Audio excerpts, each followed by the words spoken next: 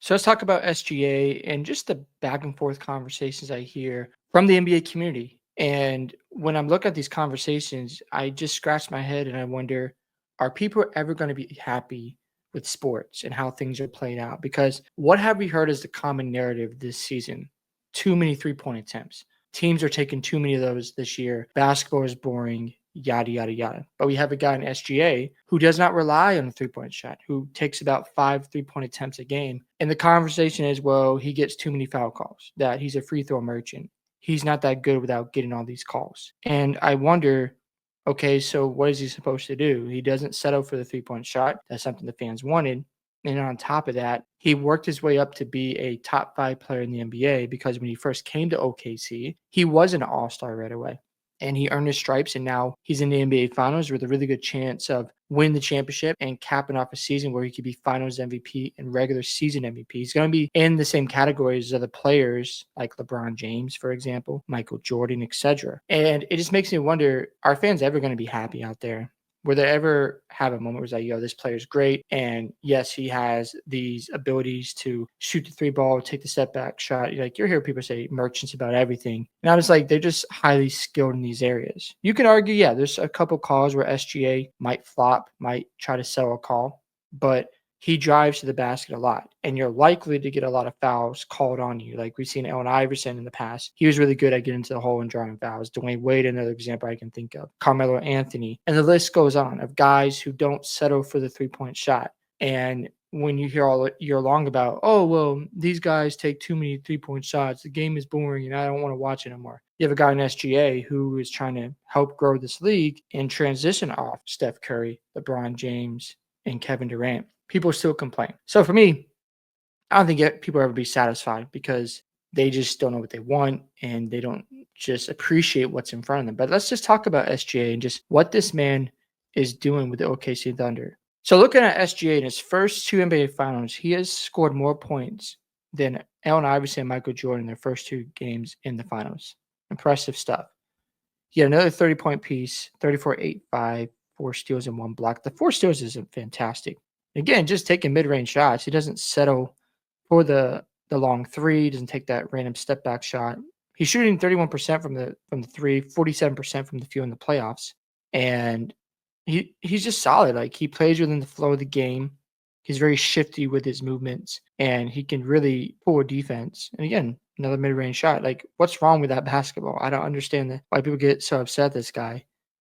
And again, he's also tied Michael Jordan, LeBron James for 30 points and 5 assists in a single postseason with 11. I mean, that's crazy to me. So he's got a chance to break that record.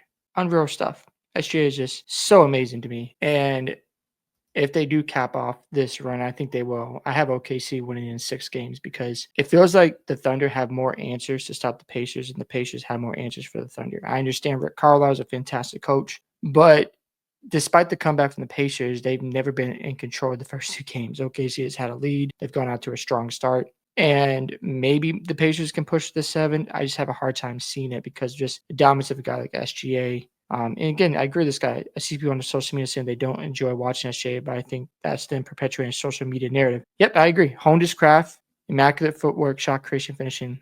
And I don't know why they just don't have that conversation.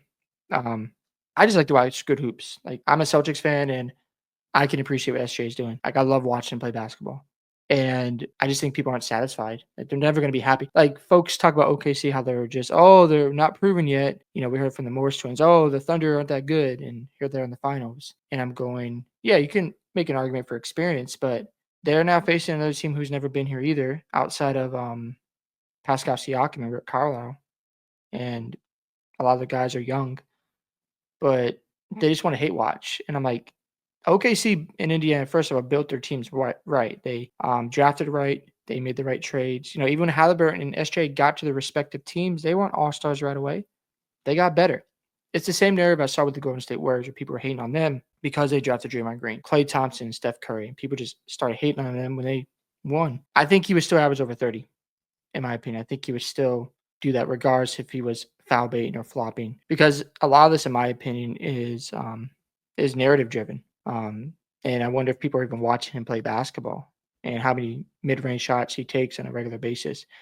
And again, I'll say it, like, if you're driving to the line, the hole and trying to score in the paint, foul calls are gonna go your way at times. And he just has a great feel of the game, and he plays within a flow and at his own pace, and he's very manipulative with the basketball, and he fools a lot of people. 11 games, that's insane. Now, these guys have done it more times, so he's gonna have plenty of opportunities in the future because the Thunder are not going away. I know people are saying in 2 years because, rookie deal's up. We'll see if OKC goes into luxury tax. There's reports about Miles Turner getting paid from the Pacers because Indiana's like, okay, we'll pay the tax bill because we want to contend. And maybe OKC does the same thing because they have a bevy of assets out there. They got draft picks. They can maybe go into that threshold and pay some extra dollars to keep this core together. And again, he just continues to reach milestones. He's reached 3,000 combined points between the regular season and postseason, the 12th player in NBA history to do so. I just don't get what's not to like about the man. People are just going to hate regardless of whoever is playing in this league. And it just gets annoying because you just want to enjoy good basketball. And then you hear this constant narrative, oh, it's boring and there's too many threes. And there's a guy who doesn't do it and they still complain. It just tells me that people rely on narratives. They either don't watch the game, they don't like the way it's played because it's either maybe their team's out. Like I said, I'm a Celtics fan, and I was hoping it was gonna be Boston and OKC. It's just not gonna be. It happens. Tatum's hurt, gonna be out for a year. Hopefully, he comes back in 2 years stronger than ever before. We'll see. Achilles injuries are they're iffy. They really are. But I'm not gonna hate watch OKC. I appreciate what they've built. You have a superstar player who came in, I think the second year for OKC. Correct me if I'm wrong, OKC fans. They got the second best net rating ever in NBA League history. They forced 19.2 turnovers a game, and their defense is historic. And they got to the Western Conference. Toughest matchup was Denver. And you could say, oh, they didn't face, I guess, a tough enough, matchups during the playoffs, and you can't control that. I hate that narrative a lot. It's like, oh, they didn't play nobody. Like, you play who's in front of you. And for the majority of the season, I think they had 54, I don't remember the exact number, but at least 50 plus double digit wins. Think about that. That's over half the games this year they won by double digits. Just dominant. Like, what else can you say about this squad? And again, if you don't like it, draft better players, put a good roster together, and go out and compete. It's that simple to me. Tell your GM to get better at his job. Sam Presti is just putting on a show right now. And if he caps after the championship, OKC is going to be back next year. And look, I'm not going to hate watch a team who builds a dynasty. I love it. It's fun. It's good for the sport, in my opinion. And we shall see if it does happen because we haven't seen a repeat champion since the Golden State Warriors. But maybe OKC will break through and prove again next year why. And they're going to be the favorites regardless. But obviously, you want injuries to be on our side. You never know, or maybe a team builds another super team.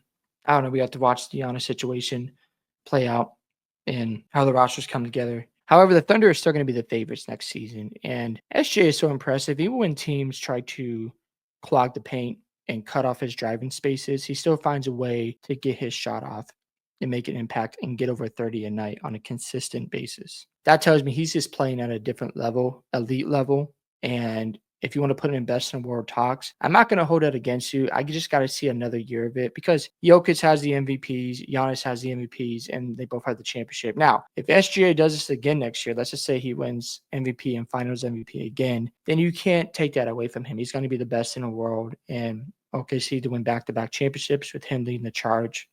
Can't say enough, but I don't want to take anything away from SGA. The man has been fantastic, and he deserves all the praise. I want to leave you guys with one more thing here. Just talk about the stats in these playoffs and going back to the first round.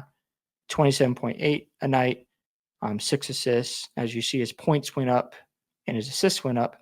Conference finals, points and assists went up. Assists were down, but again, he only had 3 assists in the first game. They lost. But again, you can see SGA's numbers. It's just been consistent. I mean, I know he didn't play very well against Memphis. He didn't shoot well from the field, but he bounced back immediately. And again, this was a tough series for them. He showed a lot of character, especially after that Game 3 loss. He came back in the next 4 games and really took control. And, of course, they blew out Denver in Game 7, but the Thunder handled their business. And you can complain about the free throws all you want. It's part of his game. He knows how to get to the line at an elite level. Guys like Iverson, Wade, and Jordan, they all were good at that, even LeBron. And if you don't like it, you got to stop him. Easier said than done. And you're shooting 90% from the free throw line. I love the steals, 3.5 steals a game in the finals so far. The man is locked in. And the Thunder, to me, I feel like the series, I don't want to say it's over, but it just feels like OKC is probably going to win this maybe in 5 games. I still think Indiana will get one more, but it feels like it's OKC's to lose. They got so many ways to stop Indiana.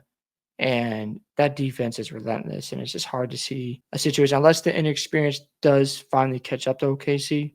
But I just feel like SGA isn't gonna, let go of the rope, and he's gonna bring OKC to the finish line or capture the championship. Their first one in franchise history. Really impressive stuff, and can't be mad at OKC. Like they've built this roster correctly, and they've got a superstar player who wasn't a superstar at one time and has risen to be a top 5 player in the NBA. So shout out to the Thunder, shout out to SGA. Hope you guys enjoyed this video today. I'd love to hear your thoughts about SGA and whether you like or dislike him. Don't forget to like and subscribe to the channel. Also share the video, and I'll see you in the next one.